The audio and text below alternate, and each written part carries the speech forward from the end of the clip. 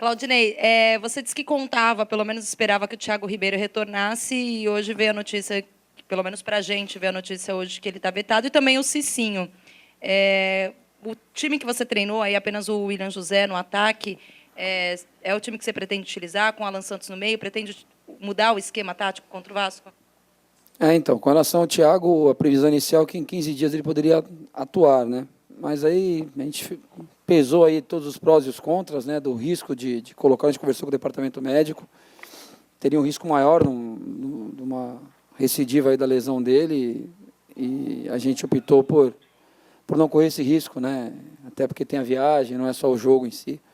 Então a gente vai resguardar o Thiago para utilizá-lo na quinta-feira. E o Cicinho da mesma forma, também não está 100%, nós temos aí o Bruno e o Galhardo 100%, né? E a gente vai segurar o Cicinho para o jogo de quinta-feira também, em frente ao Bahia. Acho que é a melhor opção. A gente conversou com o departamento médico, né? E houve um consenso que seria a melhor opção. Com relação à equipe, eu testei uma formação com o William e o Montijo e o Cícero com liberdade para chegar no ataque. São jogadores nossos que têm qualidade de definição e de colocar os companheiros na cara do gol, né? Teria uma liberdade total para o Cícero e para o Montijo, né? Seria um 4-3-2-1, que viraria um 4-3-3 com a bola, com o Cícero e o Montijo se aproximando. E testei a formação com o William e com o Giovani, o próximo que a gente vinha jogando, né? O Giovani fazendo a função do Everton.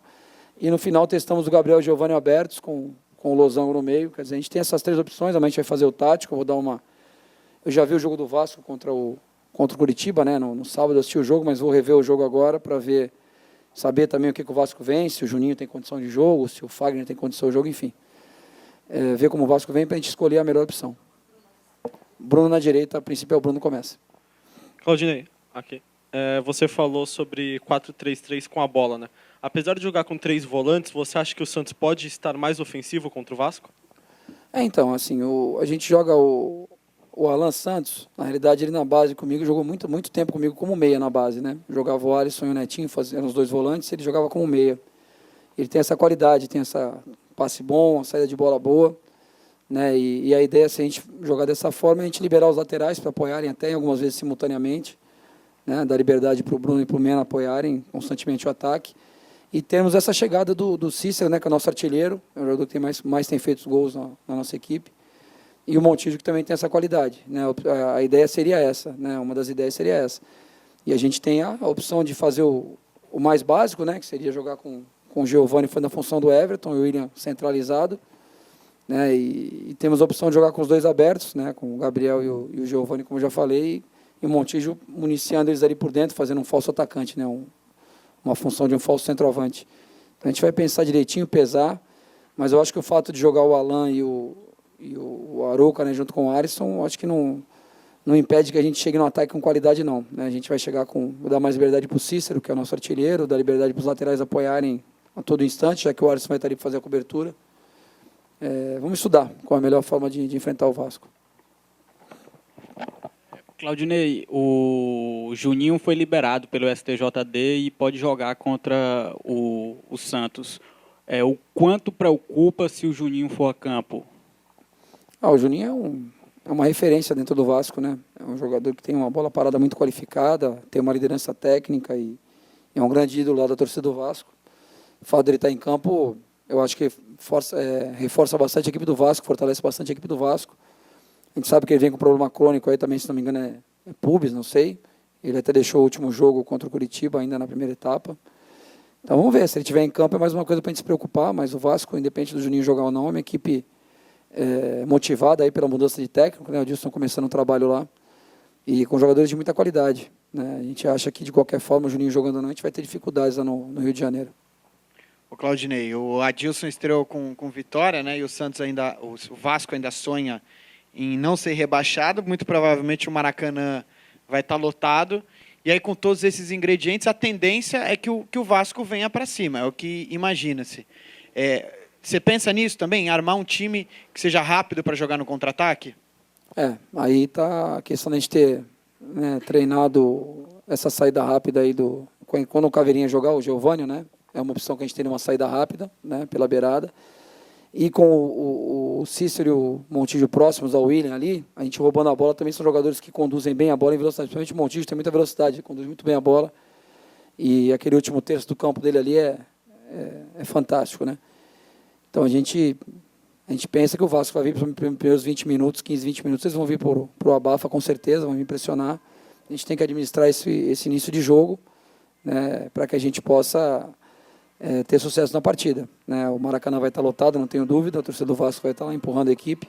A gente tem que ter equilíbrio, tem que manter a posse de bola e sem a bola tem que marcar bem o Vasco, né? Se possível, principalmente bola parada no campo do Vasco, a gente adiantar a marcação e obrigar o goleiro do Vasco a dar o chutão, né, para evitar que o Vasco saia desde trás trocando passe.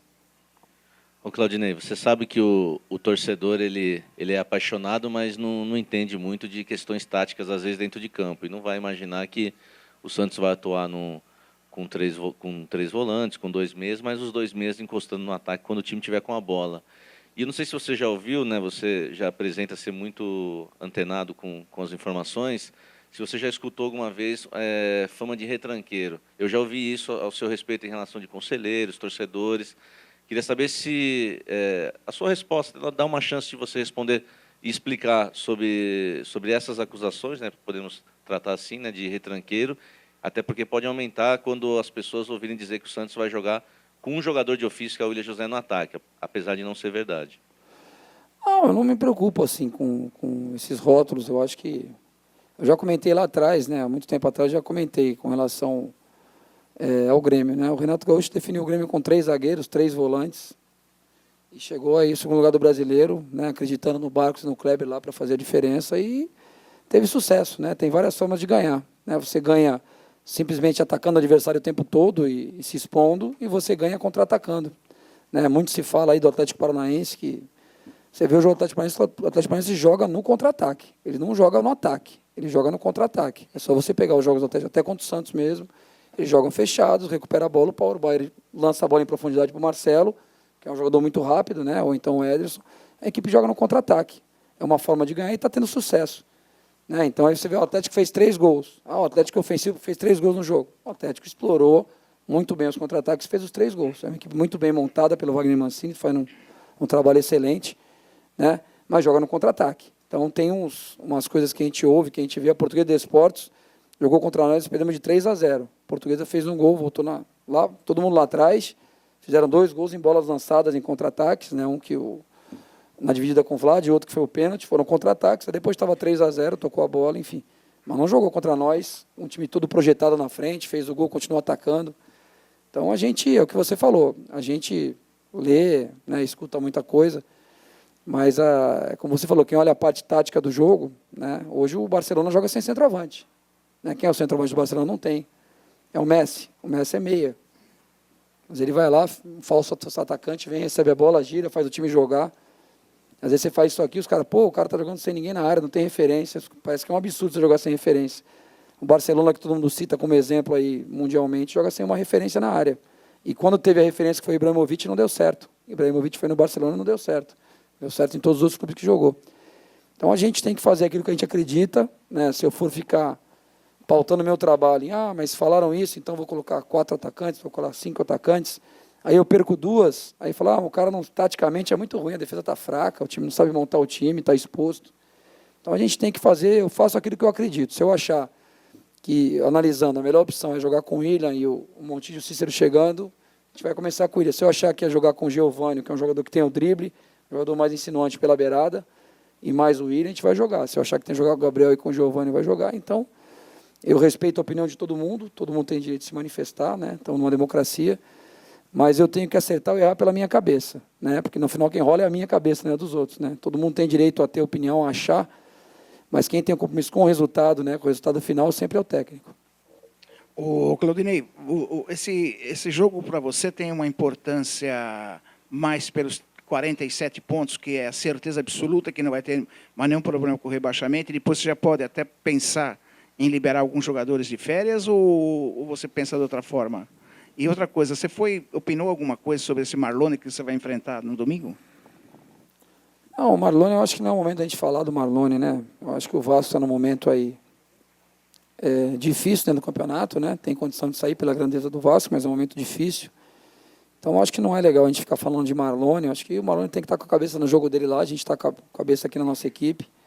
né? Um jogador aí que tem a história dele na categoria de base do Vasco. Eu conheço o jogador, acompanho o trabalho dele desde a categoria de base, tem convocações para a seleção brasileira de base, mas eu acho que não é nem o momento correto, até eticamente não é legal a gente ficar falando do Marlone, tem que deixar o Marlone fazer o trabalho dele no Vasco, e se tiver que acontecer alguma coisa aí, os clubes se entendam, enfim, aí já não cabe tanto a mim. E a outra pergunta sua com relação aos 47 pontos, hoje no momento eu falei para os jogadores ontem, ali, antes do treino a gente conversou, eu passei para eles assim, nós temos 6 jogos, o objetivo é vencer 5, né, para a gente ter alguma chance. Né, e se a gente quer vencer 5, quanto mais cedo a gente começar a vencer, é melhor. A gente não pode, vencemos o Vasco, se por acaso vencemos o Vasco, vencemos o Vasco, então vamos largar o Brasileiro, já temos 47 pontos, vamos esquecer o Brasileiro. Não, a gente vai brigar para fazer o máximo de pontos que a gente puder. Esse eu acho que é o objetivo nosso, profissional e dos jogadores também. É chegar na melhor colocação que o Santos puder chegar, para que a gente não se arrependa depois de não ter feito alguma coisa a mais. Então, o meu recado para os jogadores foi exatamente esse. Você vê a nossa tabela no final. É uma tabela complicada. Nós não pegamos nenhuma equipe sequer que não tem objetivo. Né? Nós pegamos o Vasco, que está numa situação difícil, o Bahia, que ainda não está confortável. Depois a gente vai pegar o Fluminense, que está numa situação... Não, Vitória, desculpa, que está brigando pelo G4. Depois o Fluminense, que está brigando lá embaixo, né, no momento. Depois a gente pega o Atlético Paranaense, que está brigando pelo G4, né, finalista da Copa do Brasil. Depois pegamos o Goiás, que vai estar brigando pelo G4 e está fora da Copa do Brasil. Então, se a gente entrar em qualquer um desses jogos aí com sangue doce, achando que, tá bom, o ano está acabando, a gente vai ter problema. A gente tem que encarar todos os jogos com uma decisão. Não acho que no momento não está na hora da gente pensar nisso aí, não. Pode ser que a gente chegue na última rodada com chance de alguma coisa, né? Então a gente tem que adiar essas decisões aí lá para frente. Claudinei, ainda falando do Marlone, né, que é o grande destaque do time hoje do Vasco, você projeta uma marcação diferenciada em cima dele, e o Alisson veio aqui e falou que não pode dar espaço para esse jogador, que ele pretende marcar em cima. Queria também que você falasse sobre a confiança no Alisson para fazer essa função. Então, pelo que eu vi do jogo do Vasco, não vai ser muito fácil o Alisson encontrar o Marlone no campo. O Marlone está jogando aberto pelo lado esquerdo, né? Ele joga lá aberto na esquerda. Então, normalmente, ele vai bater ali com o Bruno Pérez, né? A maior parte do tempo, quem vai estar marcando o Marlone vai ser o Bruno Pérez. Não ser o Maroto que ele entre, que ele venha fazer essa função como meia, que aí vai encontrar com o Arouca ou com o Alisson ali. Mas, a princípio, ele tem jogado numa linha de 3 meias, ele joga pelo lado esquerdo, né? Joga Edmilson enfiado e 3 meias. O Marlone faz o meia pelo lado esquerdo com muita qualidade, né? Ele tem o pé direito habilidoso, mas ele é habilidoso com a perna direita, mas trabalha também bem com a esquerda. Então, ele deve ficar mais ali no setor do Bruno, a gente tem que ter cuidado, tem que diminuir o máximo o espaço dele. Né? Num jogador que você não pode entrar de primeira, aquelas ameaças que vai bater e dar o corte. E tem que ter cuidado. É um jogador talentoso, né? Como a gente tem os nossos aqui também, ele é um jogador talentoso que pode decidir o jogo se tiver muito espaço. Ô Claudinei, restando 6 rodadas agora para o fim do Campeonato Brasileiro, algumas também para o fim da Série B, você e o Gilson passam por situações parecidas, né? E talvez até injustas pelo trabalho que foi feito. Mas, enfim, você acha que essas 6 últimas rodadas vão servir também de análise para quem for decidir a tua permanência ou não no Santos em 2014? Eu acho que todos os jogos que eu for dirigir o Santos, serve como análise, né? Está todo mundo analisando o meu trabalho. Todos os jogos que a gente trabalhar daqui para frente, os que já passaram, né? Que a gente trabalhou, a gente está sendo analisado a cada jogo, a cada rodada, né? Cada situação que a gente se posiciona, até em entrevistas, tudo a gente está sendo analisado. Eu acho que o Gilson no Palmeiras fez um trabalho muito bom. Tive a oportunidade de conversar com o Gilson quando eu trabalhava no Sub-20, a gente teve um jogo em Araraquara, a Ponte Preta estava andando no jogo em Araraquara, quando fui apresentado para ele no hotel, um cara sensacional, muito educado, muito bacana. Eu acho que cumpriu o objetivo dele da temporada, que era reconduzir o Palmeiras à primeira divisão. Né? E aí, a questão da decisão cabe à diretoria do Palmeiras, eu acho que ele tem que estar com a consciência tranquila, que ele fez um grande trabalho lá, o melhor possível. Né? Ainda está trabalhando lá, esperamos que ele contenha sucesso lá.